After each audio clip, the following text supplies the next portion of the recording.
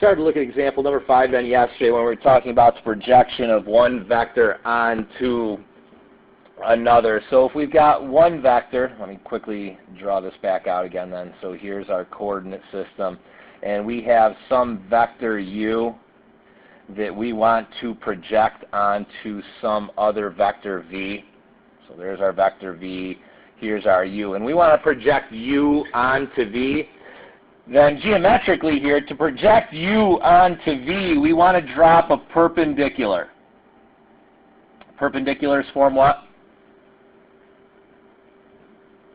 Right angles. Perpendiculars form right angles. So if we drop that altitude straight down then this right here, this green vector, would be the projection of u onto v. And then from the formula here, we've got the projection of u onto v was equal to the dot product of what in the numerator? U and v. The dot product of u and v over one of two ways to express the denominator. What's that, John? Yeah, not v times v.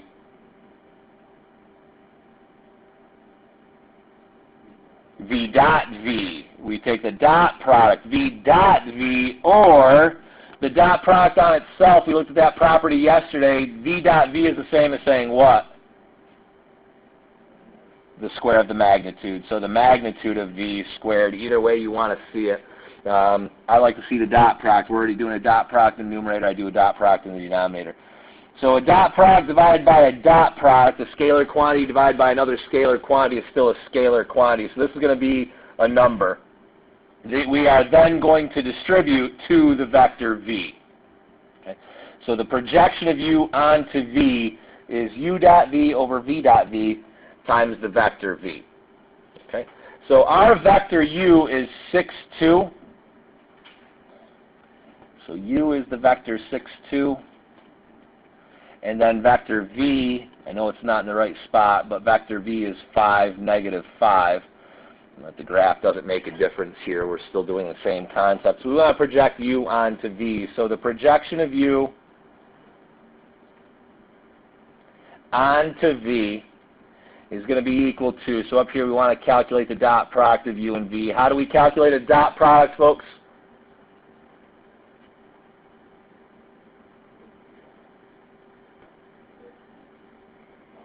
Yep, 6 times 5. It's the product of our like components, and then we add them together. So 6 times 5 is 30 plus what's 2 times negative 5? Negative 10. So u dot v is equal to 20. V dot v, now 5 times 5 is 25 plus another what? So v dot v is 50. So 20 over 50 would really reduce to what though? 2/5. So we've got 2/5 of the vector v, which is 5, negative 5. So the projection of u onto v would be what vector?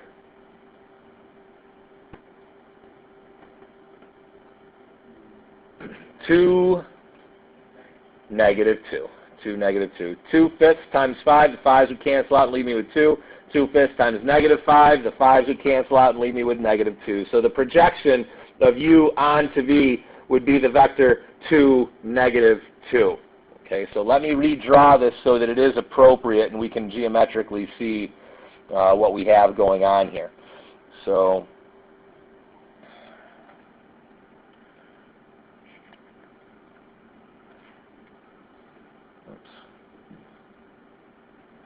here's our coordinate system, and our vector u was over 6 up 2. So from the origin, we're over 6 and up 2.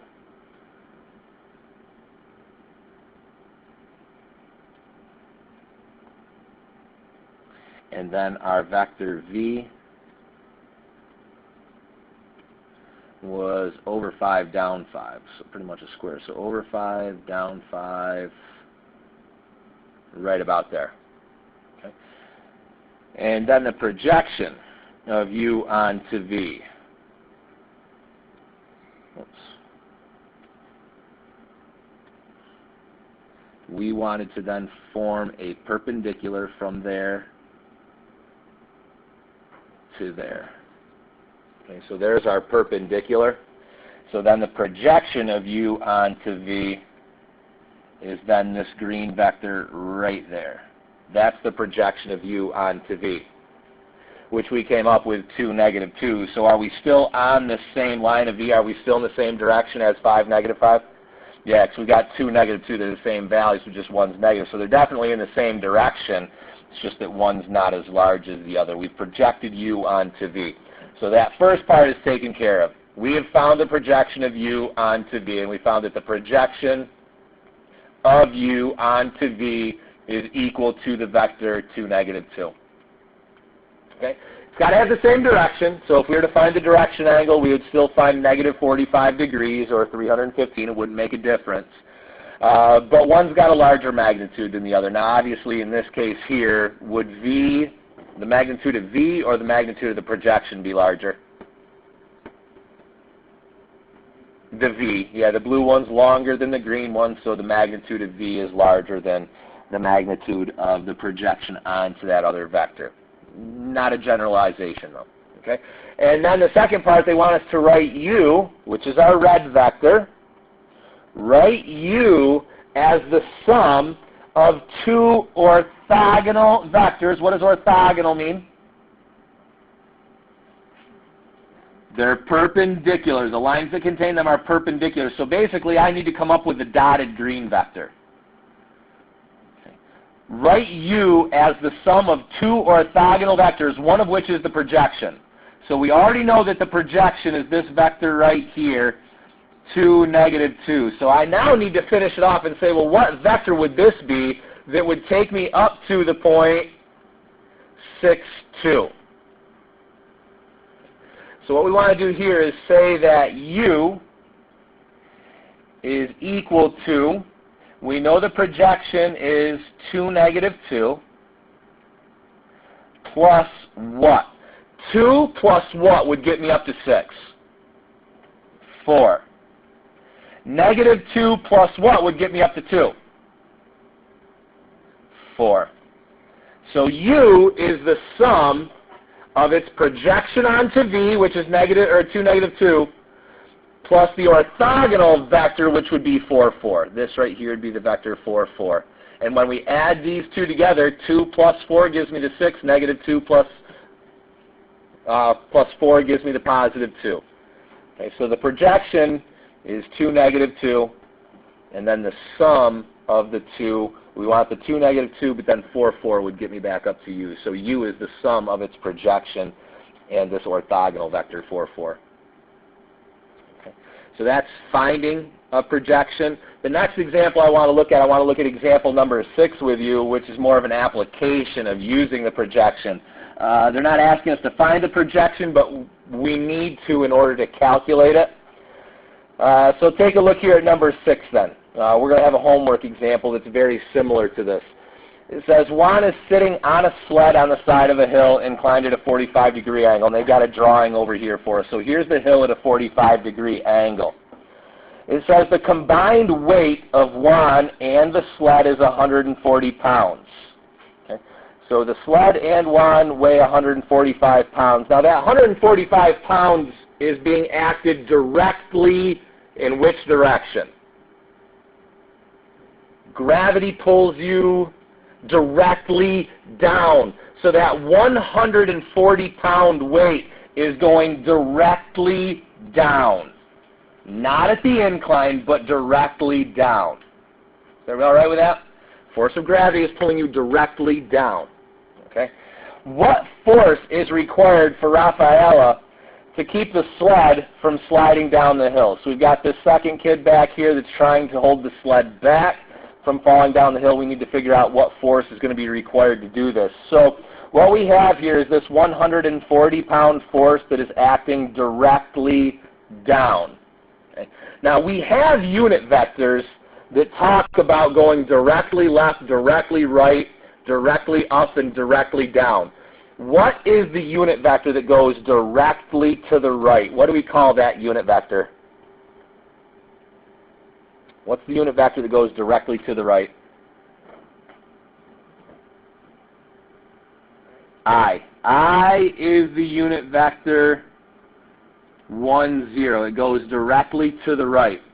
So going directly to the left would not be I, but negative I. So negative I would be the unit vector negative 1, 0. What is the unit vector that goes straight up? J is the unit vector that goes straight up, and that's representative of 0, 1. What would be then the unit vector that would go straight down? Negative J would be the unit vector that would go straight down, 0, negative 1. So I's and J's are going to be helpful for us in this problem because we're talking about gravity. Gravity goes straight down. We're going to have to use some component of I and J as we look at this. Okay? So as we look through here, it says we can represent the force due to gravity. Now, hopefully you've already looked through this, so I'm just kind of recapping it with you. 2 days ago, we were supposed to read this. We can represent the force due to gravity, and again, that force is pulling us directly down as negative 140J. Explain that negative 140J to me then. Where are we getting the negative 140J from? What's the 140 coming from? Yeah, it's the weight of the kid in the sled. The kid in the sled weigh 140 pounds. Now, why negative J then? Because gravity is pulling you directly down. Well, the unit vector that goes directly down is what? Negative J. So we have 140 times of negative J. Or if you wanted to here, this would be 0, negative 140 in its component form. Negative J would be the unit vector negative 0, 1, which then becomes 0, negative 1. Well, 140 times of that then would be 0, negative 140. So that's this one right here, pulling us directly down. That's the force of gravity. Okay. Negative 140J. Because gravity acts vertically downward. We can represent the side of the hill. The side of the hill. So we want to get a vector here to represent the side of the hill. Well, what's the direction angle for the side of our hill? 45 degrees. So we've got cosine 45I, sine 45J. Is everybody all right with cosine 45I, sine 45J? Okay. And again, I is directly up, directly to the right, J is directly up. So if we take the cosine of 45 and multiply it by I, the sine of 45 multiplied by J, then we would get the unit vector that would represent the hill. Okay. The force then that would be required to keep the sled from sliding down the hill is going to be this force right here that we're pulling back on. Okay.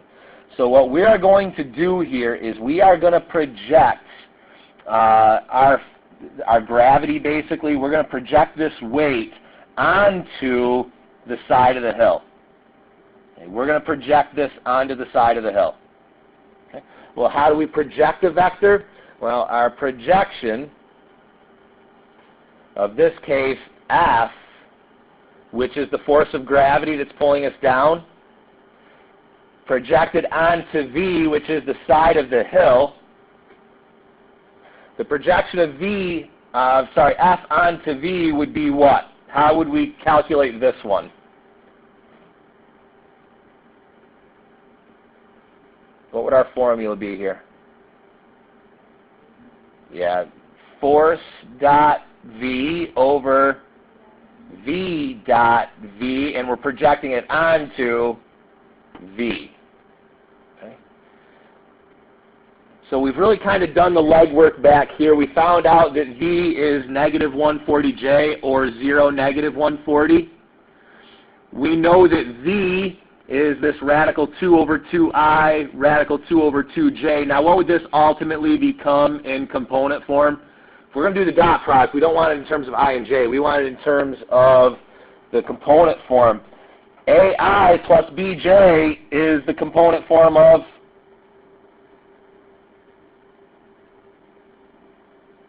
what did we generalize the other day, folks? If we have A times I plus B times J, then that is the component form of AB. So if we have radical 2 over 2i plus radical 2 over 2j in component form, we have radical 2 over 2, radical 2 over 2. Tell me what the magnitude of that vector would be.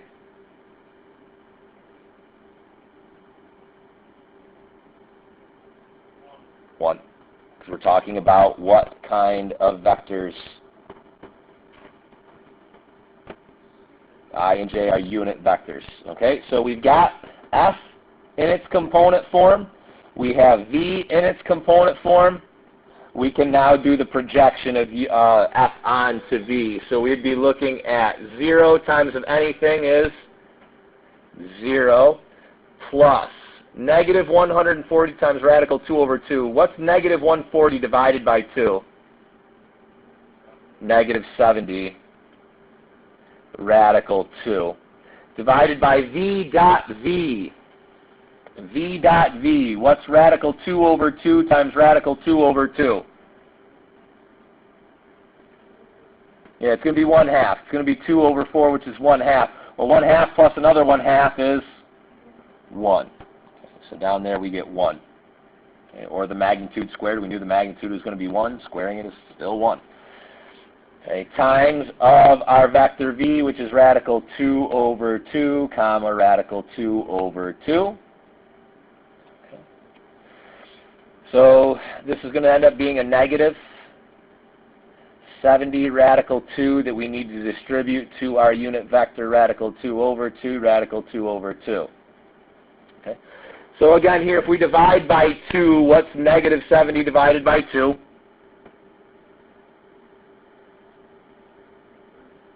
Negative 35. What's radical 2 times radical 2? Radical 4, which is 2. So it's going to stay negative 70, negative 70. So that right there then represents our projection of u onto v. That represents our force 1. Well, that force 1 just happens to be the force that is going to be required to hold it back. Okay. Well, what we need to do now then is we need to figure out what the magnitude of this is going to be then. Okay. Ultimately, we need to find the magnitude. Okay. So finding the magnitude of this then, how do we calculate a magnitude?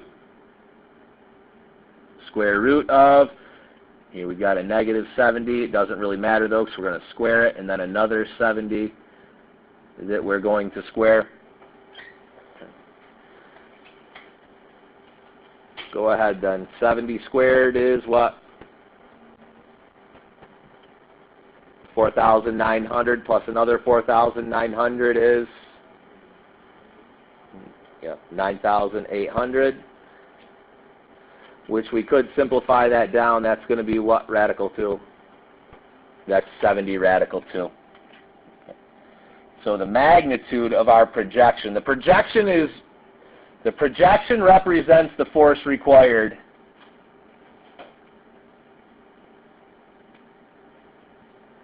to keep the sled from going down the hill.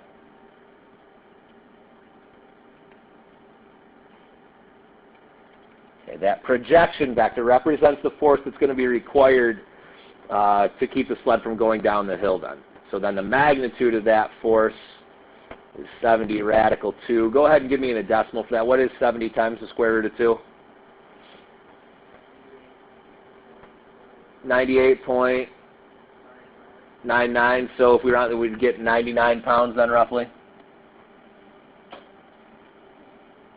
So 99 pounds of force would be required to keep that sled from going down the hill. Okay. And again here, it's just an application of a projection vector. We've got this weight that's going directly down. We've got this side of the hill.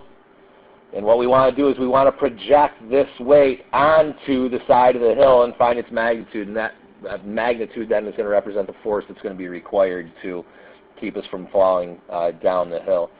So looking at then 45. 45 is the one that you have for homework then. 45 is that exact same problem, but they've just given you different values here. So now we have a hill that's inclined at a 60-degree angle, so instead of 45, we've got 60. The combined weight of the kid and the sled is now 160 pounds.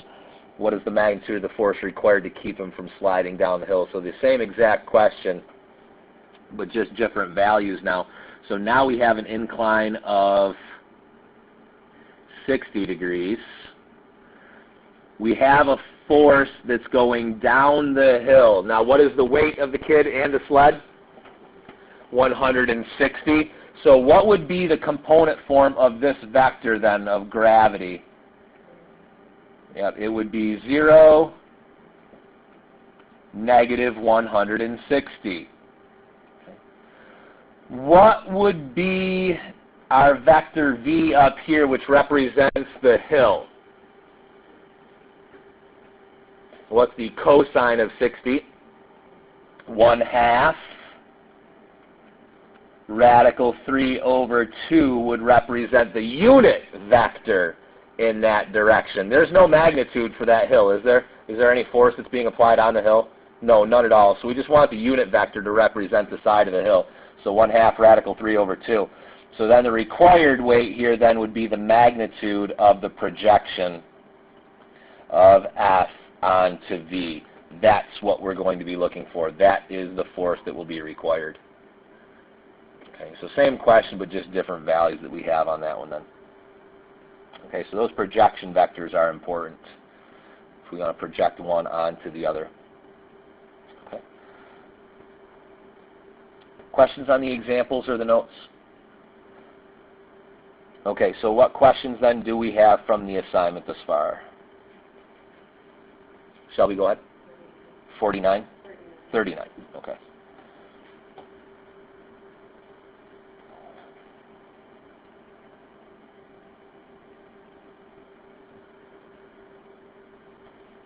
So we can have either one of the two answers here. They want me to find the x-intercept A and the y-intercept B of this line, and then the coordinates of point P, so that the vector AP is perpendicular to the line, and the magnitude of AP is equal to 1. So if a magnitude is 1, they want us to find a what vector? A unit vector they're asking us to find. Okay, so x and y intercepts. How do we find an x-intercept? What is the y coordinate on an x-intercept? 0. So to find the x-intercept, we let y equal what? 0. So for the x-intercepts, we're going to have 3x equals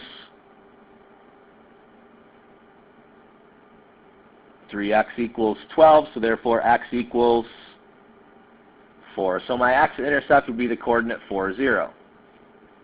The y-intercept. For the y-intercept, we let x equals 0. So we have negative 4y equals 12. So y equals negative 3. So our y-intercept would be 0, negative 3. So part A is taken care of. We have found the x-intercept and the y-intercept of this line, 3x minus 4y equals 12. X-intercepts are where y is 0. Y-intercepts are where x is 0. Okay. And now part B, then, they want me to find the coordinates of a point P, so that AP, and again, A is this coordinate right here, 4, 0. This over here is B. They want me to find the coordinates of point P so that the vector AP is going to be perpendicular to the line AB, and it's going to have a magnitude of 1. Okay, so if you're like me, you need to picture this out and see what's going on. So the first thing I'm going to do now then is I'm going to set up my coordinate system and take a look at what we've got here. So there's our y-axis, here's our x-axis. We have the coordinate 4, 0 over here at A. And then we've got B at 0, negative 3.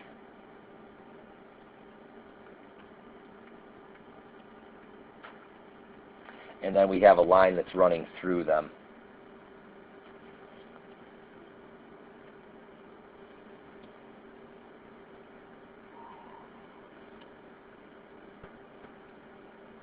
So there's that line AB. Now we're talking about perpendicular. So what are we going to have to find for this line AB if we're going to have to deal with perpendicular?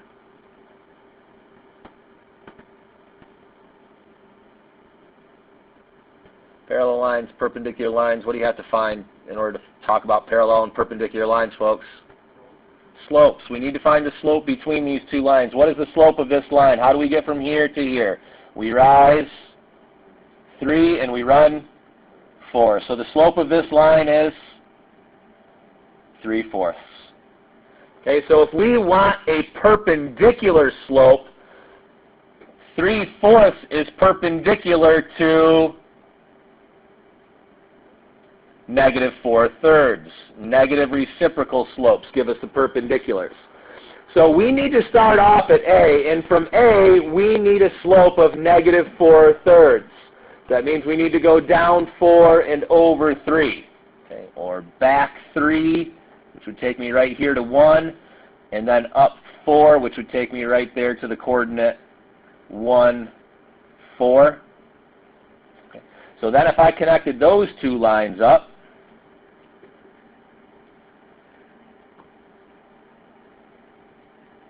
there's the perpendicular, where our slope is -4/3.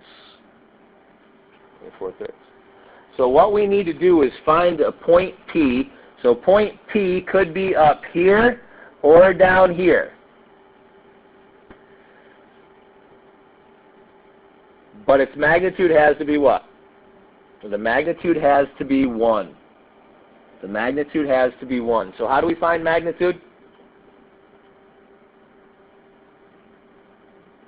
Yep, the magnitude of this vector AP is going to be equal to the square root of the A component squared plus the B component squared. We know that that has to be equal to what? We know it has to be equal to 1. We know that that has to be equal to 1. It's got to be a unit vector. Okay. Well, the easiest thing to do then here, folks, is I would say let's take A up here to this point and find the component form of that vector, and then just take it to a unit vector. Okay, so how do we get from 4 to 1? How do we get from 4 to 1? We subtract 3. We subtract 3. How do we get from 0 to 4? We add 4. So we've got this vector here, which would be -3, 4. Now, is this a unit vector, though? No, it's absolutely not a unit vector. How do we find a unit vector? If we have a vector v, we've got v being -3, 4. How do we find a unit vector in the direction of v? How do we find unit vectors, folks?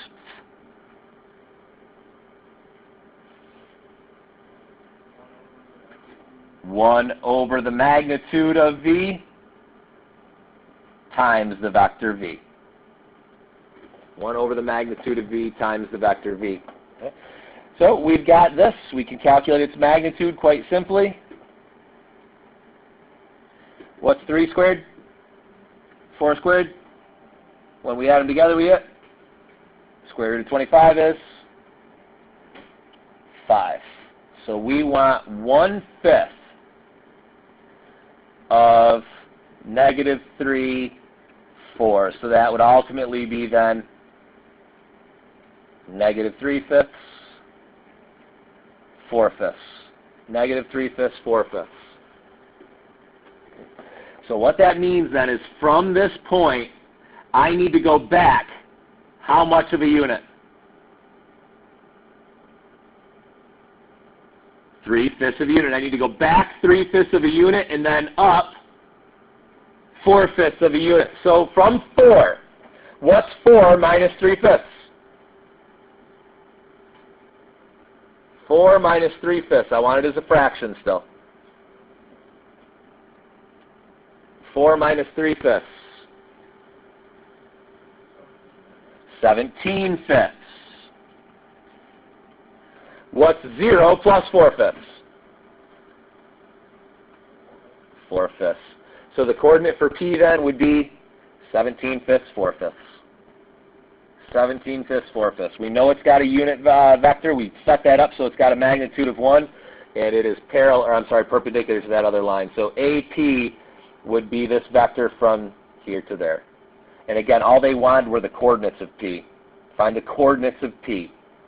So from 4, we've got to go back 3/5, which takes us to 17/5, and then from 0, we've got to go up 4/5, which takes us to 4/5.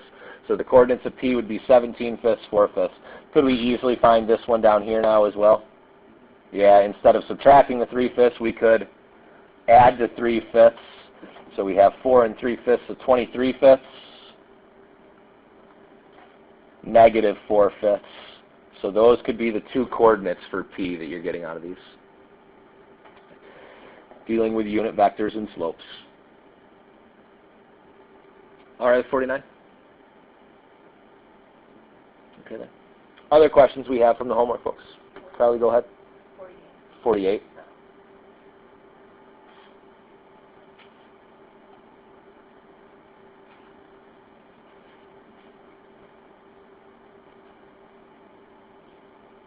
Get the diagram in on this one as well. Okay, so 48, they say a 60-pound force, F, it makes an angle of 25 degrees with an inclined plane, is pulling a box up the plane. So this right here is that 60-pound force. The string right there, that's the 60-pound force. Makes an angle of 25 degrees with the inclined plane, is pulling a box up the plane. The inclined plane makes an angle of 18 degrees with the horizontal. Okay, so if there's 18 degrees here and then 25 degrees here, this is really at what angle with the horizontal?